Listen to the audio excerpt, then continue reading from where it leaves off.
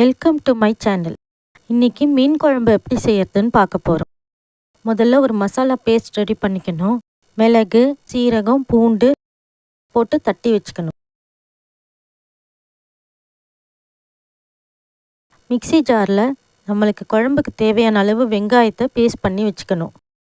ஒரு சட்டியில் எண்ணெய் ஊற்றி அதில் கடுகு, வெந்தயம்,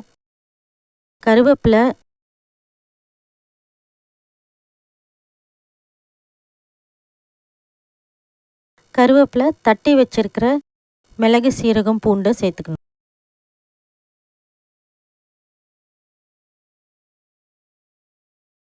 இது கூடவே அரைச்சி வச்சிருக்க வெங்காய பேஸ்ட்டையும் சேர்த்துக்கணும். வெங்காயம் பச்சை வாடை போகிற அளவுக்கு நல்லா வதக்கணும். ஒரே ஒரு தக்காளியை அரைச்சி வச்சுக்கணும்.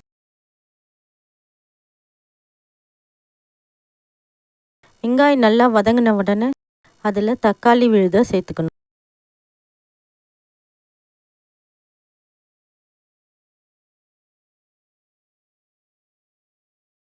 ஒரு பாத்திரத்தில் தேவையான அளவு புளி தண்ணியை சேர்த்துக்கணும்.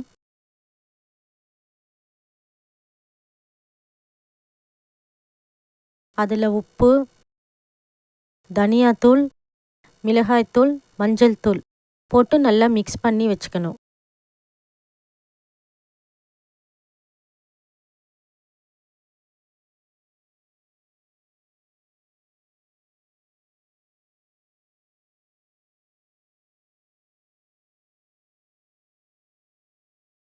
தக்காளி விழுதும் நல்லா வதங்கிருச்சு.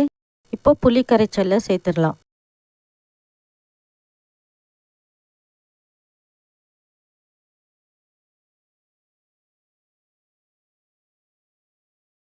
தேவையான அளவு தண்ணியும் ஊற்றிக்கணும்.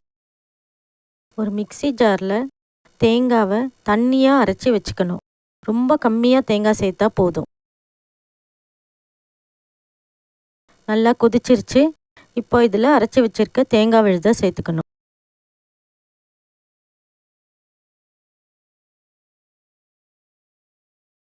நல்லா கொதிச்சிருச்சு. இப்போ இதில் நம்ம ஃபிஷ்ஷை சேர்த்துக்கணும்.